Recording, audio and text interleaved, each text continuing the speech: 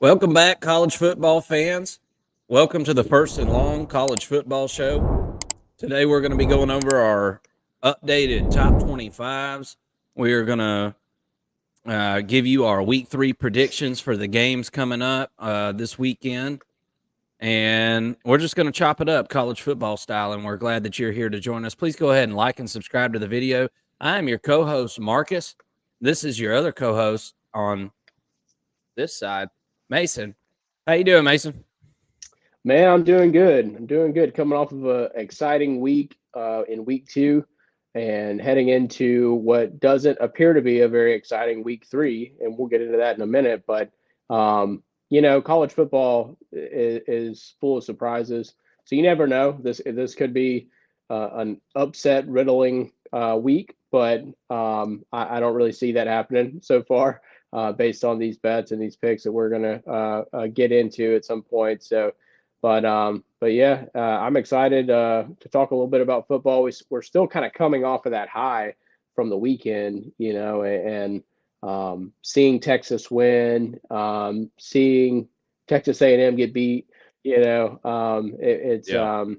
It was a fun weekend. There was a lot to like about this weekend. As college football fans, not from not of any sort of bias or of any sort of team bias or anything like that, but just as college football fans, there's a lot of drama, and I think that that's kind of what we like. It's what we're into. It's just seeing upsets and seeing some blue bloods maybe coming back into the picture who haven't been around for a couple of decades. Yeah. Yeah. I actually kind of had that same thought process this week as I was putting together my top 25. And it's the year of the blue blood, man. It's the year of the Yeah, blue blood. They're coming out of the out of the woodwork. They've been in hibernation. Teams like Miami and Texas. Um, Notre we've heard Dame. that they're back several times, and I'm actually feeling like maybe they are back this go round. And yeah, Notre Dame as well. Notre Dame um, has played in some big games, but hasn't been as good as what they are since, let's be honest, like probably the early '90s. Um, I think that there's potential for some teams that have never made the playoff before that they're set to make the playoff if it were ending right now. Um, and I see the trajectory kind of trending that way. Usually every year we have at least one team that makes the 14 playoff that hasn't ever made it. It's possible we could have multiple this year. So been a very exciting college football season so far. I've been very entertained, and um, you can't watch every snap of every single game. I went back and watched some stuff, and um, whenever you do a show on a Sunday night, or excuse me, a Saturday night, uh, you tend to overreact. You just saw it. It's almost, it's not out of context, but in a way it is, because you don't have the full picture, the full landscape.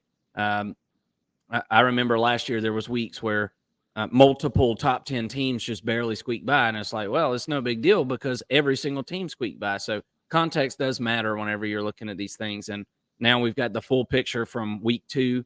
And if anybody wants to go check it out, our week 2 reactions are loaded up into the live little portion there on our video channel. So you can go check that out and see what our reactions were to week 2. And if you go on the playlist, you can check out any of the videos, predictions, reactions, highlights, all that good stuff.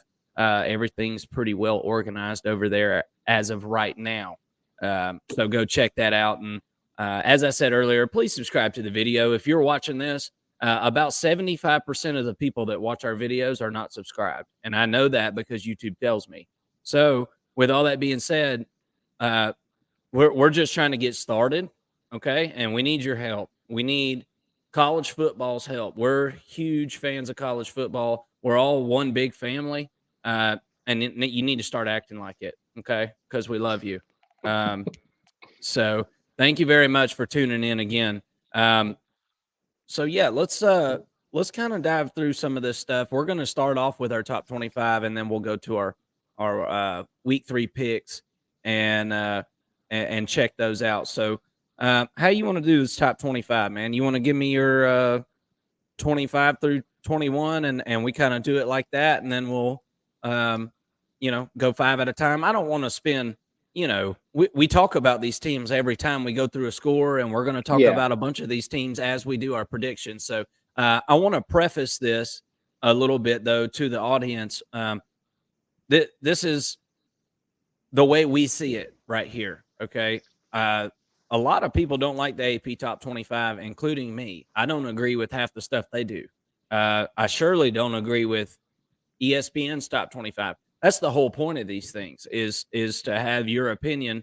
And we want to hear your opinion. Tell us where we're wrong in the comment section, because there's no way that this is absolutely correct. No one person's, well, some people's are the same, I guess, but I mean, you get the point. Right? Everybody's got a different idea of these teams at this point. We've only seen some of them play a couple times. So let's go through our top 25. If you want to lead us off, Mason, and give us, I guess, 25 through 21. Is that how you want to do it? Yeah, we can do that. We can start with that, and we'll just kind of list these off, and just let me know if there's one of these 5 that like stick out to you or something like that. And we don't have to spend. I'm not going to tell you my reason for picking every single team. That's just going to bore everybody exactly to death, right? So exactly. I'm gonna give you and it's so interesting to me when I do these top 25. This is the second one we've done. We did one preseason. Now we're doing one. We're a little bit late, but I mean we needed to get some data, right? So we're doing one in week 3. And we'll kind of update this, each week. I'm pretty sure that week 3 and week 4, or heading into week 3 and heading into week 4, our top 25 isn't going to change very much, just based on the schedule. And we're getting to that towards the end of the show. But whenever I'm making my top 25, I'm thinking, what does the team look like right now, and what's their like? I guess it's really a balance of how much do you weigh their power rating versus strength of schedule and who they beat, right? So everybody's different. Some people want to just say Texas should be number 1 in the country right now because they beat Alabama, and that's like way high on the spectrum of, strength of schedule and who they've beaten. But most people are like, well, we haven't seen Georgia really lose the top, the top overall, number 1 overall ranking. So, everybody has their own way of doing it. I think that sometimes you weigh some teams based on strength and some teams based on who they beat. And, you kind of like, there's no good way to do it. You're just going to it's going to be subjective, and it's fun that way, but one thing that I never want to do, and I see a lot of people on Twitter, a lot of blowhards, who put like Texas number 1, for example, and they put it out on social media, and it's like, dude, you obviously know that that's not like who you really think would win the national championship, like right now, like based on 2 weeks. Nor did they perform data. like the number 1 team in the country. I mean, they played. It was a good game, but it wasn't flawless football. I think there's more of an argument for FSU to be at number 1 than there would be Texas. But I totally understand what you're saying. I totally get it. Right. So you see some people who have votes in the AP, and like Brett McMurphy. I was trying to pull up his top 25. I'm trying to look through his Twitter to see if it's on here. I don't see it, but he had like, I want to say it was Texas number 1 and like Florida State number 2, and it's just like, yeah, they're really good teams and they're in my top 4, but I don't know that Georgia and Michigan have done anything other than be the victims of having weak schedules, to lose the number 1 and number 2 overall spot. So, anyways, I'm getting a little bit off topic here, but going in reverse order from 25 to 21, I've got Kansas coming in at 25, and that's kind of just like me saying, hey, give yourselves a hand. Like, honorable mention. Yeah, you're last in the top 25, but you made the top 25. This is probably more to me, at least, because of what they've done this season. It's not necessarily a power rating. I think they're a pretty good team, especially with Daniels back. But And look, I'm not saying that they're going to be in the top 25 and after this week they're going to go out or anything like that. They could climb. Honestly, to me, they're a good enough team to climb in the top 25. I'm just probably a little bit early to having them there, and this is just a way for me to say congratulations on a good a good start to the season. So, I've got Kansas at 25. I've got Washington State at 24. And then UCLA at 23, UNC at 22, and Miami jumps UNC at 21 for me after a pretty good win over Texas A&M. It was sloppy on the defensive side of the ball, but I think that TVD really stepped into his own. Tyler Van Dyke. I think that he showed some improvement, and he showed kind of some of that hard work that he's been doing in the offseason. And I think that he might actually be the second best quarterback. Well, I say that. Travis may be the second best quarterback in the ACC, but he's up there at least top three in the ACC based off of that performance. If we can get that every single week, Riley Leonard's another good one, for Duke. But yeah, that's my 21 through 25. What you got for me? Excuse me. And speaking of Tyler Van Dyke, did you hear that he trademarked the name or slogan Tyler Van Dimes? No, I didn't. Yeah, that's Tyler Van Dimes you're talking about. Wow. He went ahead and trademarked that bad boy. He actually did it before the game this past weekend, and then threw a bunch of dimes. So, hey, if the shoe fits, brother, if the shoe fits, then wear it. That's that's a cool nickname. That's a good idea. Sounds like a shoe line, Tyler Van Dimes. Like, dude, have you got a pair of Tyler Van Dimes yet? Like, no, there are too many dimes. They cost check out my yeah, thousands of dimes. Check out my TVDs. Yeah, you'll have to approach me with that, Tyler, if you want the rights to that idea, because we have it on recording and I will sue you. 25, I've got Iowa. I don't know why, but I've got Iowa. 24, you actually made me put Kansas in here all of a sudden because I forgot about Kansas. I'm not going to lie to you. You just said something. Really good. They are good, and I followed them a lot last year, and I really like Leipold, and I like what they're doing out there. I really do. They are working on the defense. It's a work in progress. It's going to take some time. It's not going to all come together this year, but Kansas, it was dumpster juice, like 5 minutes ago. So what he's done there is pretty daggum remarkable, I think.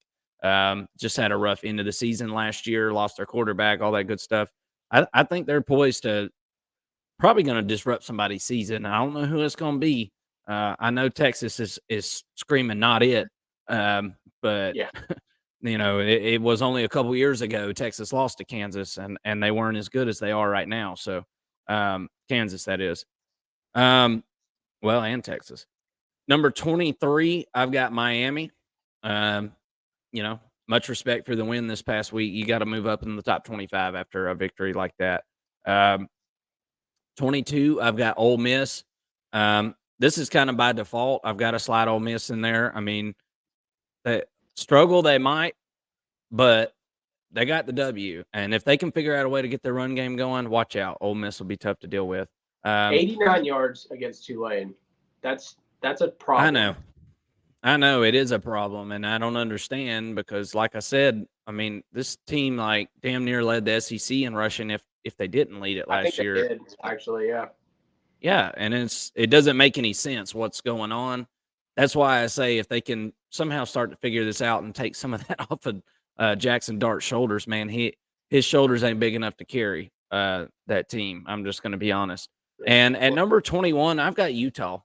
And sorry, Utah. This is, sometimes these teams just move down because somebody had to move up. In this case, I don't think Utah's a bad team. I think there's a good chance they could probably finish right around this mark, and this is maybe my wacky ranking, but I just don't. I don't know. I don't know what's up with Cam Rising.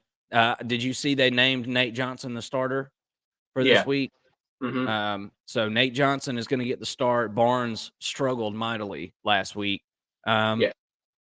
I just, while I like Utah and I think they're very physical, I think they're more like a top 20 team rather than like a top 10 or 15. Um, but whenever they get Cam Rising back, I will be very open to looking at that situation whenever that comes and moving them right back up. So 25 Iowa, 24 Kansas, 23 Miami, 22 Ole Miss, 21 Utah. What you got? 20 through 16. So starting at 20, I've got Duke. This is a team that you were really high on heading into the season. I may It's be a my little bit Dukies. your Yes, sir. Dookie, right? So I may be a little bit lower than some people on them, but I don't know. I think that they're really one of the best teams in the ACC, and I don't know. I'm excited to see them move forward. I think that where they were probably like 35th on my list preseason, if I had to do a top 50 or something, they're constantly climbing up. And the Clemson win is a big reason for that. Notice I don't have Clemson in my top 25, by the way. Some polls do. I don't really agree with that. I haven't seen anything that makes me think that they're a top 25 team at this point. Yeah. Anyways, Once you Duke showed me Kansas, that's what did Clemson in on mine. It's like, oh wait, right. Kansas is. I think Kansas can beat Clemson. Yeah, yeah. All right, so 20 is Duke. For me, 19 is Ole Miss. You just mentioned it. I'm a little bit higher on them. I do think that they get some things figured out in that run game. At 18, I've got Colorado. 17 is Utah, which you mentioned at 21. Same thing for me. I had them at like 12, preseason. Yeah. They're sliding a little bit because we don't know what's going on with Cam Rising. We don't know if they're going to get him back. They won't. They're not giving us any information on him. So we have Yeah. to go with quarterbacks who are on the roster playing right now. And based on that, even I would probably have them further down the list. But with some respect to Cam Rising coming back, I'll leave him at 17. And then to finish up at 16, I've got Kansas State. Kansas State. Yeah, we're thinking right around the same terms of thinking, I think. Number 20, I've got North Carolina, the Fighting Drake Mays. This is about where I had them in the preseason. Number 19, I got Oklahoma. I scooted them up a few notches. Uh, excuse me. A lot of people didn't like the win they got this past week against SMU, and I would invite y'all to go and take a look at SMU and take a little deeper look Oh because yeah, SMU is a pretty good team, and Oklahoma beat the spread. So, you know, if you're beating the spread, then that means you're exceeding expectations. yeah. So, I would just warn anybody who's down on Oklahoma about that win. I don't think that's one to be down on. Well, and No, I think with that game, they were just so far under the total that everybody thought like, oh well, Oklahoma just really didn't do much, because they're used to seeing Oklahoma put up 60 against an SMU, but right? that's just not. It's not going to be a Brett Venables, Oklahoma, more than likely. No, I mean, they and, did score 500,000 in week one, but yeah, well, and that was a nobody team, and as you know, on the football field, sometimes you just got it one day, and everything's the bounce of balls just bouncing your direction. But we talked about Oklahoma in the preseason. Their offense probably going to take a little step back. Defense is probably going to take a step up, and I saw that. I saw the yeah, defense take a step up.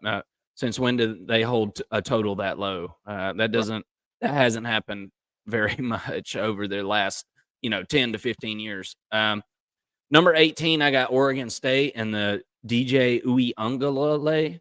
Um, yep, the ukulele man. Number 17, UCLA. I like what I'm seeing out of UCLA. They got a really easy schedule to start the year. Their schedule really doesn't even start till week 6, so we'll come back and address them. They'll have plenty of chances to move up, but until then, they're probably going to be floating around that 15 to 20 mark in most rankings. And number 16, I've got Colorado. Um, I have got the Buffs at 16, the Fighting Deion Sanders. I am just completely and utterly surprised that Colorado is where they are right now. And for them to be 16 in my ranking is honestly just pretty mind-boggling. I just never ever would have thought that that would be where we're at on, September 12th, this early in the season, or any part in the season. Give me a break. I mean, they weren't supposed to be here. So um, that's my 19 through what do we do? 20 through 16. So North Carolina 20, 19 Oklahoma, 18 Oregon State, 17 UCLA, and 16 Colorado. What you got? I like that a lot. Couple of things for you. Dante Moore is now the starting quarterback at UCLA, right? Right. Okay. Yeah. Ethan Garbers didn't play good enough in that first game, and it's Dante now. Yeah. I think that's really good for them. He's obviously the highly touted 5-star true freshman, and so it's a good sign that Chip Kelly's comfortable enough to put him in and work with him. Maybe that means good things in the future for UCLA, if not this season, then next. Having a more experienced quarterback who's got the talent and the potential that Moore has, but. The other thing is with Colorado, and I kind of just glazed over them at 18 for some dumb reason because they're the biggest story in sports right now, and it's nice that college football has the biggest story in sports. But sure. These guys are drawing 10 million views, against Nebraska. That was a game that would probably not even break 1 million, and if they did, it was because of all the Nebraska fans, had Deion Sanders not been there. So it's really special what he's doing. They've got Big Noon kickoff. They're facing Colorado State this week, and we'll get into that. But Big Noon kickoff and College Game Day on campus in Boulder. I think it's an interesting choice to go to that game, but in a down week where there are no other real good games, I get it. And while it's hot, get it while it's hot, because that's what they're doing. The following week they're going to go and face Oregon, and they're probably going to get mollywogged. Have a little come back to earth moment. So I'm wondering how much sparkle kind of comes out of everybody's eyes after they lose to Oregon. And who knows, maybe they come in and put up a good fight, and maybe they win.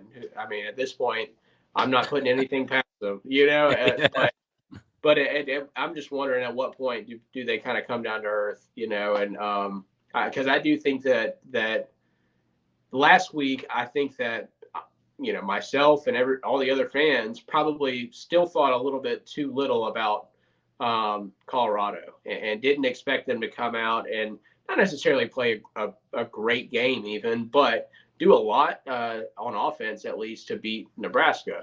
It was sloppy on defense. It wasn't pretty necessarily, but they still came out and had a decided victory over Nebraska. So, at some point, I do expect him to regress like everyone else, but it's a fun story right now. It's fun to watch, and I think that big things are coming for Deion Sanders and the Buffaloes in the future. All right, so 15 through 11, I've got at 15 the Oklahoma Sooners, who you mentioned. 14, I've got Oregon State, who you also mentioned. 13, I've got LSU at 13.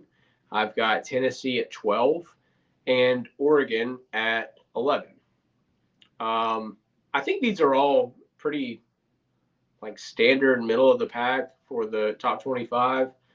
There's not really a whole lot really from 15 up that I think is all that questionable. It's pretty, and even comparing it to the AP poll, it's there's not a whole lot of moving parts. I'm not there's no team that's not on their top 25 that's in my top 15. I mean, it's all pretty neutral at this point, but as we get more data points too, I think it's going to get more and more, selective, in those 25 where you're really kind of splitting hairs on some of the different tiers of the top 25 at least. So that's my 15 through 11. Just real quick, once again, Oklahoma at 15, Oregon State, LSU, Tennessee, and Oregon at 11. Anything jump out to you on that list?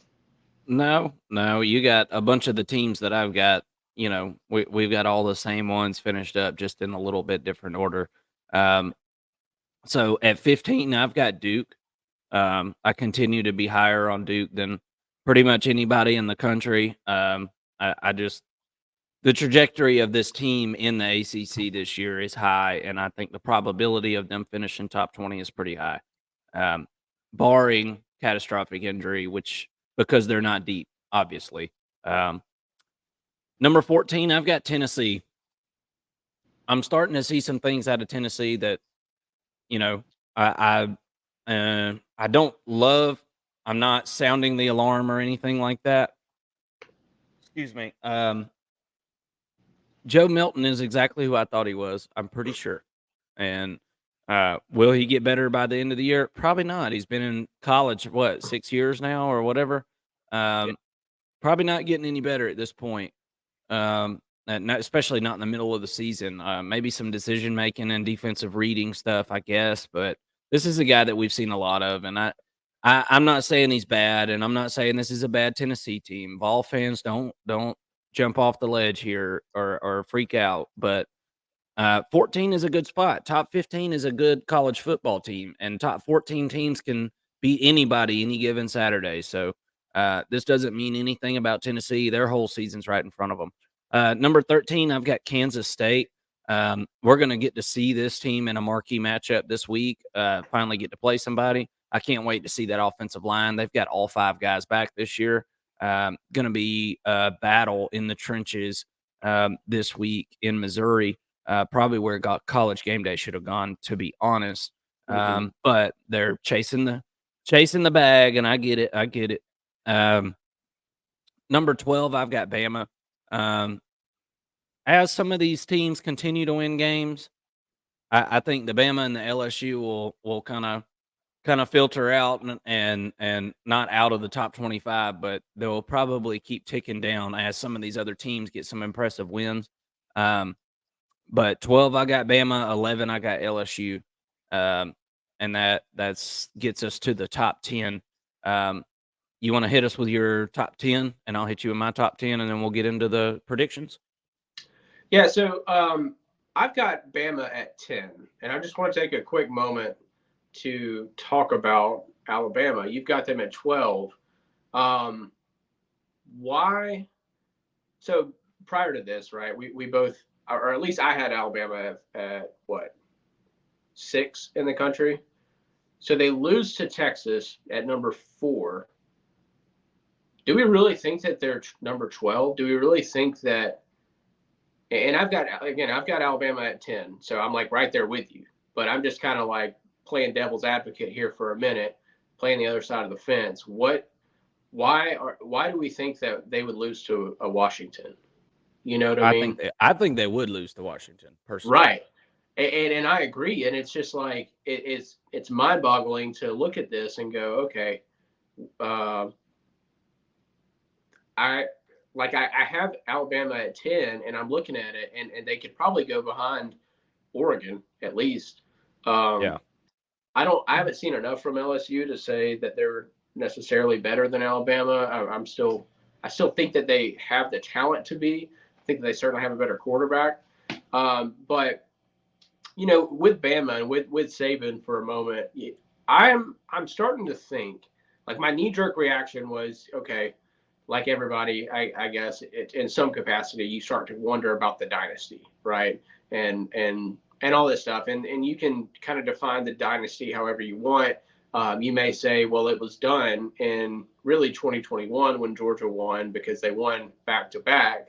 And so Alabama really hasn't won it since 20, and like, is it really a dynasty if another team's coming in and winning back to back national championships? Right. I think that we've got to wait another year to know that. But at the same time, dynasty aside, what I'm seeing from Nick Saban, and as I've seen the highlights and seen, there's a funny clip going around of all the Bama fans who were super excited, super pumped up, at the stadium, last Saturday night. they're just barking, they're ready to go. And then it shows the fourth quarter, and fans are leaving, and they got their heads, their hands, their head in their hands, and then it shows Nick Saban, and he's just walking, and he's got his head down like this, and he's contemplative. He's not getting it under somebody's ass, and he's not like lighting a fire up under somebody. And he's lost his passion, on the sidelines. And I think that as I'm kind of like really psychoanalyzing probably too much, but who doesn't do this to Nick Saban at some point? But it seems like, and this is just my knee-jerk reaction, but it seems like he doesn't, or he knows that he did not put enough into this offseason to get his team where they need to be to win a national championship. And yeah. I honestly think that he's just kind of riding out his contract and making as much money as he can and being a good New Year's Six Bowl type team, win 10 games, occasionally slip to 9. That's just what I see. He looks very passive to me. He doesn't look like an active head coach. Well, it's like all the media kept talking about this offseason. Oh, watch out. Nick Saban's smiling more. No, I think he's getting old, and I think he's getting soft. And there's nothing wrong with that. I think it's natural, but you're right. This isn't the same Nick Saban that we've seen. This isn't the guy that, we've heard about on the practice field that's literally stepping over injured players to go yell at somebody. Like, this isn't the same dude. He doesn't have the edge that he used to. He doesn't have that swagger, I feel like, that he used to. There's tons of recruiting stories at a school that's right down the road from where I'm at right now, going in the coach's office and kicking his feet up on the desk, Yeah. and just like, this is my office now, that swagger and that attitude and that edge does not seem to be there. I think you are correct on that. And I feel like his thoughts are, it's like, I'm not going to go yell at these boys. I ain't about to get in their ass. They work their ass off. He loves how they practice. He says it all the time. He loves how this team practices. They practice hard, but Alabama should have hit the transfer portal for a quarterback. That's really the bottom line. If Alabama has Sam Hartman, they beat Texas this past weekend. I mean, I'm pretty sure sure they beat Texas. Absolutely. And I can probably think of a few more. I mean, even like, I don't know. I wouldn't say DJU. That's basically what they have now. But you get my point. There was a few guys that they could have got, or went and threw the bag at Drake May or whatever you needed to do. And it just doesn't. It just doesn't seem like it's the same as what it was for sure. Top 10. Go ahead. I got to finish my top 10 real quick, but I was just gonna say, with Saban, it's I think he deserves it. I think he deserves to just stay as long as he wants, based on everything he's done. Just whatever you want to do, man. Take your time. Like, what do they call it? Silently quit, whatever. Like, if you want to, just keep recruiting, bring in these great players, keep the machine going in some capacity. But you know what I saw the other day? Not to interrupt you, but I saw this the other day. I mean, and no joke, there was thousands of votes on it, but it was on YouTube. Somebody had put a poll out, and they said, "Will Deion Sanders be the next coach of Alabama Crimson Tide? Yes or no?" I saw it on Feinbaum. Somebody had said something, and that didn't take long.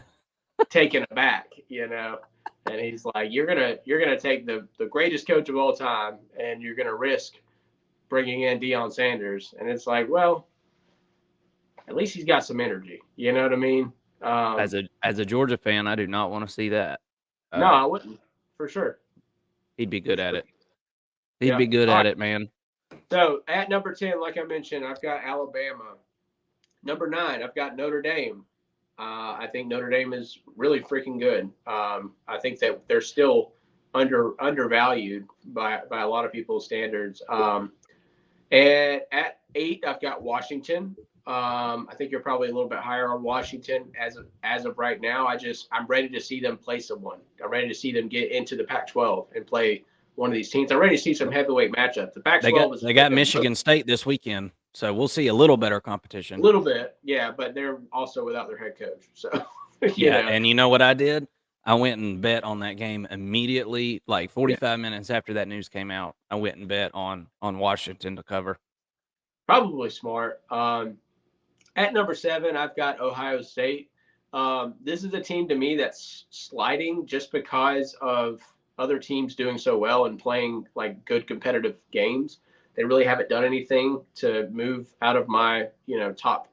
I think I had them at like 5 or 4 at the beginning of the season, but they're not wowing me either, even against lesser opponents. At number 6, I've got USC. USC is what we thought they were. They're an outstanding, probably the best offense in the country. I mean, yeah. let's just go ahead and say it. Now they haven't been tested on their O-line. That's a real issue, I think. I saw some stuff out of their O-line, like some blocking where like their offensive linemen, in a pass blocking situation were just throwing a shoulder in, to these defensive linemen. And I'm like, what are we doing? Like, of all people, you're supposed to put your freaking hands on them, man, and throw them around. Like, why? I bet they didn't get no holding calls though, Mason. Yeah, that's right. That's right. When you don't play with hands, it's hard to get a holding call. So, but it didn't like cause a sack or anything. It was just like really weird to see offensive linemen do that. So, I guarantee you, if they try to do that against like a Walter Nolan at Texas A&M or Makai Ringo or whatever his name is at LSU, like that's not going to happen. Like you're going to get your head knocked off trying to do that. So, you can do that against children or sisters of the poor, but anyways, USC, I'm still taking a wait and see approach. Their defense is just not good enough for me to really put them in my top 5. One team that does have a good defense and that is good enough on both sides of the ball, and it isn't getting enough talk right now, is Penn State. I think at number 5, I've got Penn State, and look, I know they haven't really beat anyone of real magnitude, but they look like they're getting a lot better. Like week 1, I think Drew Allard is just kind of finding his footing. Week 2, he took another step forward. I think he's the best quarterback in the Big Ten right now, and I don't think it's really like I don't think that's really saying that like okay, McCarthy's pretty freaking good, but Michigan is such a run-heavy team. I don't know that he's necessarily a better quarterback than Drew Allard. Whereas, I see Drew Allard go out there and play, man, and I might be a little bit premature on this. Putting them at 5. I do have them going to the playoffs. That's who I picked preseason. So, I've been high on them from the start. This is a really, really good roster. And, I'm seeing what I needed to see out of Drew Allard to feel really confident about where they're going to go moving forward. And he's taking a lot of good steps. So keep your eye on Penn State moving forward. Number 4, I've got Texas. Look, you beat Bama in Tuscaloosa, you're gonna be in the top 4. No question, without any other losses. So that was the best win of the season as far as, best win over or a win over the best opponent, I should say. To me, Florida State, who's my number 3, had the best win of the season. They beat LSU handedly. It was there were no questions. In the Texas, Alabama game, I was thinking like, they're leaving, the door open for Texas. They tried for Alabama to run right in, with all the drops mainly. They did. But they tried to keep them in the game, man. Yeah. So I'd like to see them put Alabama away, but that's tough for anybody to do. And no surprise, at number 2, I've got Michigan. At number 1, I've got Georgia. When are we going to see them tested? Michigan, you're really not going to see them tested until Penn State for the most part. I think they play in the middle of the season. Georgia, you won't see until the next to last week of the season at this point, against Tennessee. And I don't even know if Tennessee is going to be very relevant at that point. So Georgia is just one you can just kind of tuck away at number 1, and we'll open up that present sometime around Christmas to see if we know if they are what we think they are or not. We got to wait and see. So, but that's my top 10. What you got for me? All right, man. Number 10, I got Notre Dame. Number 9, I got Oregon. Number 8, I've got Ohio State. Number 7, I've got Penn State. Number 6, I've got USC. Number 5, I've got Washington. Number 4, Texas. Number 3, FSU. Number 2, Michigan. Number 1, UGA. I think number 1 and 2 are locked in until further notice. Somebody's going to have to, struggle with the team they're not supposed to struggle with, which would be any team on their schedule other than their last few games, or something to that effect, or obviously if they lose a game, which I don't see happening for either one of these two teams. JJ McCarthy looks really good. He looks like he's better than last year, in my opinion. I am obviously really happy with everything we've seen from FSU Texas. I mean, that goes without saying. Both of them have got awesome wins, the best wins of the year. I like Texas's win a little bit more in the fact that it was at Alabama, and I feel like they should get credit for that. But number 6, I got USC. Like I said, this offense is really good. This might be one of the best offenses we've ever seen, I think, but by the end of the year, probably. And they're not done developing, but you're right. The offensive line is probably going to be an issue at some point. And we'll just have to see how much of an issue it is. Caleb Williams is so good at improving. I'm sorry, I had my phone connected to this soundboard. But also Penn State. Yeah, I'm jealous. I should have picked Penn State to make the playoff because I think they got just as good a chance to make it as Michigan. I think either one of those teams you pick, or Ohio State, really, but I think Penn State, Michigan are the top 2 teams right now. Penn State has gotten to a point now, man, where they can beat you in multiple ways. Whereas the last few years, it seemed like they were much more one-dimensional. Sean Clifford never really won a big game for them. And they've got a quarterback right now who I feel like is itching to go win a game with his arm for them. And he'll get a chance to do so at some point this year, and I expect him to do so. If they get behind, that was the problem before. They'd get behind, and it's like they couldn't throw their way back into a game. And now they can. They got a dude that they got a quarterback. I like Drew Aller a lot. Not giving up on Ohio State. I like the defense. Kyle McCord is the official starter now, finally, which we all pretty much knew that.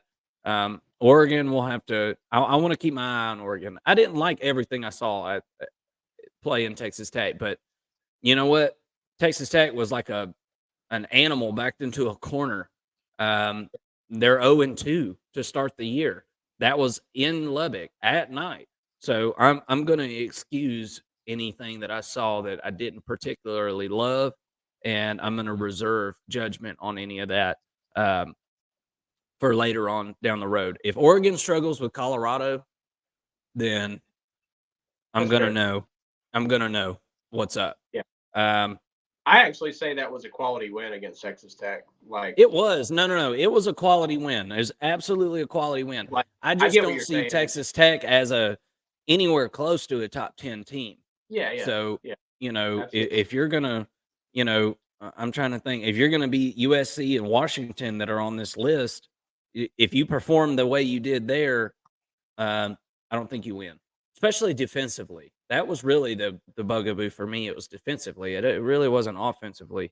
Was pretty happy with what I saw from Bo Nix and the offense for the most part. But that's my top 10, man. I think we're thinking along the same lines for the most part. Got a lot of the same teams in here. I noticed that neither one of us had any G5 teams. That's hey. I'm just not seeing it this year, honestly. I don't see any of them. Cincinnati, maybe. I we'll think see this Tulane, weekend. actually, I think Tulane, if they get their quarterback back, probably would have beaten Ole Miss, honestly, in that game. I mean, that quarterback was really good, and it cost them in that game. They would have beat them. I really firmly feel they would have beat them. Yeah, but they didn't. And if you're outside the Power Five, you can't have a loss to be in the top 25. Yeah. And now it's going to be a few weeks at least before you'll be able to get back into the top 25. So UTSA was in a lot of people's top 25, and boy, they skedaddled quickly out of there.